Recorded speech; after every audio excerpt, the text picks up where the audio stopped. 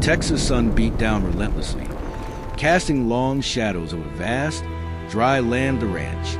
Dust swirled in the wind, mingling with the scent of sagebrush and cattle, while the soft creak of the barn door echoed in the distance. The rancher, a man hardened by years of solitude and toil, stood on the porch of his weather-worn house, wiping sweat from his brow with the back of his callous hand. His name was Clay Morgan, a man of few words, but one whose presence seemed to stretch over the land like the horizon itself. His eyes, weathered by the years, scanned the endless expanse of land stretching before him. This was his world, quiet, self-sufficient, and unforgiving. And on this particular morning, it seemed as though everything was as it had always been. The cattle grazed lazily in the distance, the birds cawed overhead, and the sun blazed in the clear, endless sky. Yet, beneath the surface of this calm, something was about to shift. It began with a figure, a small, hunched shape on the far side of the property, moving slowly but steadily toward the ranch house. At first, Clay thought it was a mirage, his eyes playing tricks on him under the fierce heat of the day. But as the figure grew closer, he realized it wasn't just a trick of the light. There was a person out there, stumbling across the open land, barely able to stand. He squinted, trying to make out the details. The person was small, perhaps a child or a young woman, dressed in tattered clothing that hung off her fragile frame like a ghost. Her skin, dark and worn from the sun, was streaked with dirt and blood. She staggered, her feet dragging in the dry earth, as if she had no strength left to continue. Her movements were slow, deliberate, but with an air of desperation. Clay's instincts kicked in. Something wasn't right. His ranch was isolated, far from town, and he rarely saw travelers out here. Who would be foolish enough to wander into his territory, especially in such a weakened state? He made his way down the porch steps, the heavy boots of a rancher echoing against the dusty ground. His heart quickened, not out of fear but concern. Whoever this person was, they needed help. The figure collapsed just before reaching the fence line, her body crumbling into the dirt with a faint, desperate cry. Clay quickened his pace, crossing the dusty yard in long strides. When he reached her, he knelt beside her, his large hands gently turning her over to face him. The young woman's eyes were barely open, glazed over with exhaustion and pain. Her face was streaked with tears, and her breath came in shallow, desperate gasps. The moment she saw him, her lips parted slightly, but no words came. "Easy now," Clay murmured softly, brushing a strand of hair from her face. "I got you." He could feel her pulse, weak but steady beneath his fingers. There was a tension in her frail body, fear, confusion, and a deep, primal kind of terror. Whoever this girl was, she had been through something that had pushed her to the brink of collapse. Clay hesitated for only a moment before making a decision. He couldn't leave her out here to die. Not today. He stood, lifting her gently in his arms, her head resting against his chest, her body small and fragile in his grip. "I'll take you inside," he said quietly, carrying her toward the house. "We'll get you fixed up." Inside the small, modest ranch house, Clay laid the girl down on the couch, his hands lingering on her fragile frame, before he stepped back. The room smelled with smoke and leather, tangible reminders of the life he had carved out for himself on this land. He grabbed a damp cloth and gently wiped her face, trying to cool her fevered skin. Her breathing was shallow, and her pulse was weak, but she was alive. He wasn't sure for how long, but at least for now, she was. As Clay worked to clean her up, he couldn't shake the feeling that something far beyond his control had just entered his world. This wasn't just any traveler. This was someone in desperate need, someone who had crossed into his life with the force of storm. His thoughts were interrupted by a faint murmur from a girl. "Please." The voice was barely a whisper, but it was enough to stop him in his tracks. He bent down close to her, his ear to her lips, trying to make sense of the words. "Help me." Her words were fragmented, as if they were too much for her to say all at once. There was fear in her eyes, and a kind of sadness that spoke of a life far more complicated than he could have imagined. The rancher's heart tightened as he tried to piece together what little he could understand from her broken speech. Before he could ask anything more, a noise outside, distant but unmistakable, cut through the quiet of the house. The thundering sound of hooves, many of them approaching fast. Clay froze, his hand gripping the edge of the counter. The noise wasn't just the wind playing tricks or a stray horse wandering into his yard. This was something more. A whole group of riders, their presence undeniable and threatening. His heart raced, and a sense of dread washed over him. He knew what it meant. Comanche warriors. The girl's eyes fluttered open at the sound of the approaching hooves. She looked at him with wide, frightened eyes, her face pale with terror. Clay turned to her, his voice low but firm. "They're coming for you, aren't they?" She nodded faintly, a tear slipping down her cheek. "They'll come for both of us." Clay didn't need any more explanation. He knew exactly what this meant. His small world had just collided with the fierce, untamable world of Comanche. As the riders grew closer, the sound of their horses pounding against the earth filled the air, sending a chill through the room. This was no accident, no casual visit. They were coming for blood or for justice, and Clay Morgan was about to find out which. The riders had arrived. The ground seemed to tremble beneath their hooves as the war party of Comanche warriors descended upon Clay's ranch. Dust rose in thick clouds, choking the air and casting everything in a haze. The sun, now beginning its descent toward the horizon, painted the sky with streaks of blood red and orange, the perfect backdrop for a storm of violence and uncertainty. Clay stood on the porch. The girl still lay on the couch inside, her breath shallow, her fear palpable even from across the room. His hands trembled slightly, the weight of what was happening settling heavily on his broad shoulders. He had seen enough to know that this moment, this confrontation, would be unlike anything he had ever faced. The Comanche did not come to make peace. They came to demand, to take, and if need be, to punish. But as Clay stepped down onto the dirt yard, the sound of the approaching riders made his heart beat faster. His grip tightened around the worn rifle in his hands. He had lived through storms, droughts, and hardships, but this was something entirely different. There were at least 20 of them, their figures tall and imposing, mounted on sturdy war horses, each adorned with war paint feathers and a heavy presence of authority that spoke of years of battle, loss, and survival. The leader, a man as dark and brooding as the storm clouds gathering above, rode at the front. His eyes were like ice, fixed firmly on Clay, as though sizing him up for a battle yet to come. Clay didn't flinch. He stood his ground, rifle resting against his shoulder, ready. But what was he really ready for? He had never fought against a Comanche tribe before, not in all his years of running cattle, not in all his time spent defending what was his. And now, standing alone against them, he wasn't sure he could hold his ground. The leader's horse came to a stop just a few feet away from Clay, its hooves striking the earth with a sharp thud. He dismounted smoothly, his gaze never leaving Clay's face. He was a man of few words, his presence speaking louder than anything his mouth could say. "You help her," the leader said simply, his voice deep and gravelly. "You save her. Now you must answer." The words hung in the air between them, like the quiet before a storm. The rancher felt his throat tighten, the enormity of the situation crashing down on him. "I didn't know who she was," Clay said, his voice firm but unsure. "I didn't know what you wanted." The leader narrowed his eyes, and for a moment, the tension was unbearable. Then he nodded. "It is not your place to know," he replied. "But you are now part of this story. You cannot turn away from it." The weight of his words landed like a stone in Clay's chest. There was no going back now. He had made a choice the moment he picked up that girl.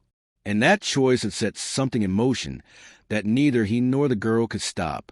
Behind the leader, the rest of the warriors dismounted, their eyes scanning the property, their bodies tense, ready for anything. There was no room for hesitation here, no room for weakness. The Comanche were not here to negotiate. They were here to claim. Clay took a deep breath, keeping his rifle steady. "What do you want from me?" The leader tilted his head slightly, his expression unreadable. "The girl," he said, "she belongs to us. She is our prisoner, and her life is not yours to decide." Clay's eyes flicked back toward the house. The girl was still inside, unaware of what was happening outside, unaware of the warriors who had come to take her back. He could feel her presence, her fragility, as if she were still there beside him. But something in the leader's words didn't sit right. You speak of her as if she's nothing more than a possession, a prisoner. You think I don't know the rules? I've heard your stories. But she's more than that. She's a person. The leader's gaze hardened. You speak like a man with no understanding. You are a rancher, a man of the land. You cannot understand our ways. Clay squared his shoulders, fighting the anger that threatened to boil over. I understand enough. I understand right from wrong. And if you're here to take her back, you'll have to kill me first. The leader's lips curled into a slight smile, the gesture almost imperceptible. It was a challenge, a warning. He had heard Clay's defiance, and he knew what it meant. The warriors behind him shifted restlessly, their hands resting on the hilts of their weapons. But the leader raised a hand. The tension in the air thickened, a moment of stillness before the storm. You are a man of honor, the leader said, his voice carrying a strange mix of respect and threat. You have chosen your path. But you will learn, rancher, that the ways of Comanche do not bend. You have made a mistake, and you will pay for it. Clay's heart pounded in his chest. The girl, the small, fragile girl who had stumbled onto his land, had unknowingly drawn him into a war, one he wasn't sure he could survive. And yet, despite the threat, despite the odds stacked against him, Clay knew he couldn't turn back. Then we'll see who pays, he said, his voice low but steady. The leader regarded him for a moment longer, his eyes cold and calculating. Then, without another word, he signaled for his warriors to move. Clay's fingers tightened around the rifle. He wasn't just fighting for his land anymore. He was fighting for something far more important, something that, until now, he hadn't realized he could lose. As the warriors disbanded, Clay remained standing, his eyes locked on the leader's figure as he turned to leave. But something in the leader's gaze lingered, a message Clay couldn't quite decipher. What did they want with the girl? And why was it now that they had come for her? The rancher's thoughts were interrupted by the sound of a faint cry from inside the house. He turned, his heart skipping a beat, as the girl's voice reached him. Please, don't let them take me. Clay's pulse quickened. He had no idea what this girl had been through. No idea what it meant to be Comanche, to live among their rules, to survive their culture. But one thing was clear. He would not let her go. The stakes were higher now than ever before. Clay hurried back into the house, the weight of what was coming pressing down on him like a heavy storm cloud. The girl, still trembling with fear, looked up at him with wide, pleading eyes. I'm not letting them take you, Clay said, his voice steady but fierce. I don't know who you are, but I'm not letting them take you. Her eyes filled with a mixture of gratitude and fear. She reached out weakly, her hand brushing his arm. They will come back for me, she whispered. They won't stop. They never stop. He knelt beside her, the resolve in his chest hardening. Then we'll fight. Her eyes flicked toward the door, where the faint sound of horses could still be heard, moving farther away now, but not forgotten. We don't have a choice, do we? She said softly. No, Clay replied, his voice steady. We don't. The days that followed were a blur of tension, uncertainty, and mounting fear.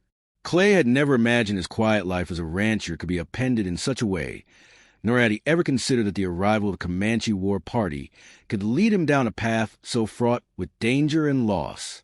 Yet here he was, standing on the edge of a precipice, unsure whether he would be able to survive the storm that was rapidly approaching. Inside the house, the girl, whose name Clay had learned was Tashina, had grown stronger. The fever that had gripped her upon her arrival had finally begun to recede, though the pain still lingered in her eyes, a constant reminder of the horrors she had endured. She had come from a world so far removed from Clay's, a world of warriors, blood feuds, and a harsh code that seemed to govern every aspect of life. But now, as she sat on the worn couch, her face softer, her eyes no longer hollow with fear, Clay found himself looking at her as more than just a survivor. She was a person, a girl caught between two worlds, trying to find a place where she could belong. The house felt smaller now, as though the walls themselves were closing in. Every creak of the floorboards, every gust of wind against the windows, felt like a warning, a reminder that the peace he had known for so long was slipping away. It had been 2 days since the Comanche had left, and Clay couldn't shake the feeling that they were watching, waiting for something. Their presence lingered like a shadow on the land, and every day brought new whispers, new rumors. Word had spread quickly about the rancher who had taken the girl, about the lone man standing against the Comanche. There were some who saw him as a hero, others as a fool. But no matter how the townsfolk viewed him, one thing was certain. The Comanche would not forget. Clay paced back and forth in his small living room, his thoughts swirling with the possibilities. He knew the warriors would return. They always did. But what would they do when they came back? What would he do? Tashina had become quieter as the days wore on, though her gaze had grown less distant. She was still a mystery to him, an enigma wrapped in silence and fear. She didn't speak much of her past, only hinting at it in fragments. Her life had been one of captivity, of being dragged from place to place, of having no choice but to survive in a world that was anything but kind. As Clay stood by the window, his gaze sweeping over the land, he couldn't help but feel a pang of guilt. He had offered her help, yes, but had he done enough? Would it ever be enough to protect her from the wrath of the Comanche? He turned toward the door when he heard a soft knock. It was a sound so quiet, so tentative, that it nearly went unnoticed, but it was enough to pull him from his thoughts. Clay moved toward the door slowly, his hand hovering near the handle as he looked back at Tashina, who had raised her head, her eyes wide with a mixture of fear and hope. "Stay here," he whispered, his voice low but steady. Tashina nodded, her hand clutching the edge of the couch as she watched him leave. When Clay opened the door, his eyes met the figure standing in the doorway. It was a man, a tall, broad-shouldered figure, his face weathered by age and hard work. He was dressed in simple, rugged clothes, his eyes sharp with a mix of curiosity and caution. It wasn't a warrior, but he was not a stranger either. Clay's heart skipped a beat as he recognized the man. "Marcus," he said, his voice filled with surprise. "What the hell are you doing here?" Marcus Bellamy, a former Confederate soldier turned local rancher, stood in the doorway with a grim expression. He was Clay's closest friend, the one man who had seen the worst and the best of him over the years. "I came to warn you, Clay," Marcus said, his voice low. "They're coming." Clay's stomach churned. He had known this moment would come, but hearing it aloud, spoken with such certainty, sent a chill down his spine. "I don't want to hear it," Clay said, his words sharp, though he could feel the tension in his chest growing. "I've already made my choice." Marcus stepped inside, closing the door behind him. He didn't argue, but his expression darkened. "I'm not here to tell you what to do," he said quietly. "I'm here to offer help." Clay looked at him, his brow furrowing in confusion. "Help? From you?" Marcus nodded slowly. "The town's been talking, Clay. They know about the girl. They know about the Comanche. You think they'll just let it go? You think you can stand against 100 men on your own?" Clay's pulse quickened at the thought. 100 men. He had known that the Comanche were relentless, but this was something else. "I didn't ask for any of this," Clay said, his voice harsh. "I'm not some hero. I'm just trying to do what's right." Marcus took a step closer, his hand resting on Clay's shoulder. "I know, but sometimes doing what's right means standing with those who need you. The girl needs you, and so do the people here. You can't fight this battle alone." Clay looked over at Tashina, who was still sitting quietly in the other room. She had heard the exchange, her eyes now trained on him as if waiting for him to make his decision. "I can't let them take her back," Clay said finally, his voice steady. "I've already made my choice." Marcus sighed, his face softening. "Then you're not alone. I'll gather the men. We'll help you." The words hung in the air between them, heavy with the weight of what was to come. Marcus didn't speak further. He didn't need to. He knew Clay well enough to understand the depth of the decision that had just been made. The rancher had committed to something far bigger than himself, something that would cost him everything. But the moment Clay had taken the girl into his care, he had chosen to stand against the tide. And now there was no turning back.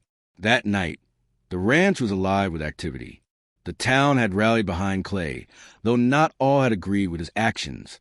There were whispers of fear, concern, and of uncertainty. But the people of the town understood one thing. When the Comanche came, they didn't just take. They took everything.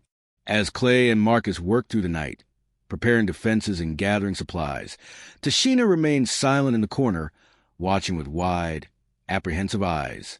She hadn't spoken much since Marcus had arrived, but her presence was a constant reminder of the stakes.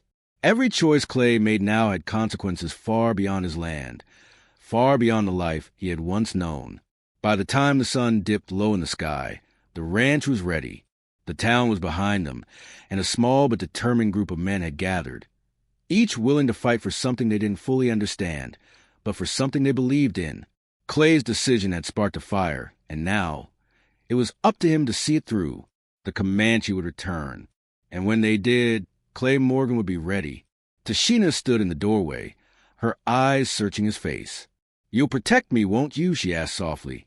Clay met her gaze, his resolve hardening. "I will." And he meant it. The air was thick with tension as Clay stood at the edge of his land, staring out toward the horizon. The first whispers of dawn crept across the sky, casting long shadows over the ranch, but even the quiet beauty of the morning couldn't settle the storm churning in his chest. His heart pounded, each beat echoing in his ears as he tried to shake off the unease that had taken root in him. Today, everything would change. The sun had barely begun to rise when the sound of hooves reached his ears, a steady, rhythmic pounding that sent a shiver down his spine. The Comanche were coming. Clay's hand tightened around the rifle at his side as he surveyed the men who had gathered to stand with him. Marcus Bellamy, his old friend, was there along with several of the ranchers from town. They stood in a loose formation, their eyes scanning the horizon, each man tense and ready for the fight that was inevitable. Tashina stood by the window inside the house, her face pale, her eyes filled with a mixture of fear and uncertainty. She hadn't spoken much since the night before, but the look on her face said everything. She knew what was coming, and so did Clay. "Clay," Marcus said quietly, his voice low but firm. "They're coming for her. You know that, don't you?" Clay's jaw clenched as he nodded. He knew, and yet he hadn't fully understood the depth of what that meant until now. They weren't just coming for Tashina. They were coming for him. They were coming for everything he had, everything he had built on this land. And he wasn't sure he could keep it, but there was no turning back. He had made his choice. The girl, the land, the people, they all depended on him now. The warriors were nearly upon them, their horses moving in a tight formation, their figures casting long shadows as they advanced. The leader, the same man who had stood before him on the day the Comanche had first arrived, rode at the front.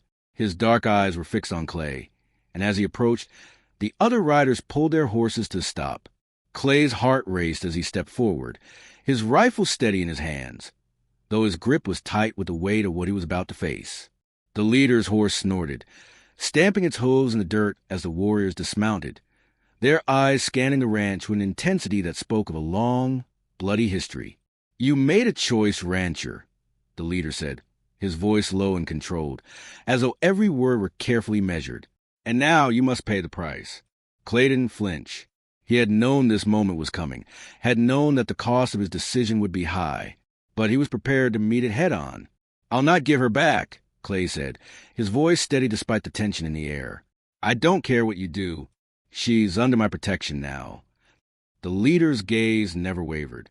"You don't understand," he said, his words laced with quiet finality. "She is ours. She was taken for a reason.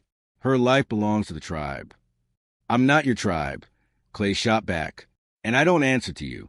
For a moment, there was only silence, the air thick with the weight of their words. The Comanche warriors stood in a loose circle around them, their eyes cold and unforgiving. It was clear that this would not end peacefully. There was no room for compromise between them now. Then, the leader raised his hand, signaling for his men to step back. "You choose to stand against us," he said, his voice heavy with the knowledge of what that would mean. "So, be it. We will take her, or we will take you." A tense silence followed, broken only by the sound of the wind rustling through the trees. Clay could feel his pulse racing, the weight of the moment bearing down on him like an iron bar. He had no illusions about the strength of the Comanche warriors. They were fierce, ruthless, and relentless. But he had made his choice, and there was no turning back now. The wind picked up, a gust of dust swirling around them as the leader's gaze softened, just for a moment. "You have courage, rancher," he said, his voice almost admiring. "But courage will not save you." Clay's breath caught at his throat as he stood, unmoving, his eyes locked on the leader's. "I don't need saving," he said quietly, his voice steady despite the fear gnawing at him. "I just need to protect what's mine." The leader's expression darkened. "Then you will die protecting it." With that, the warriors drew their weapons, their eyes narrowing as they prepared to strike. Clay felt his heart race in his chest as he shifted his weight, his hand tightening on the rifle. He wasn't ready to die today. Not here. Not like this.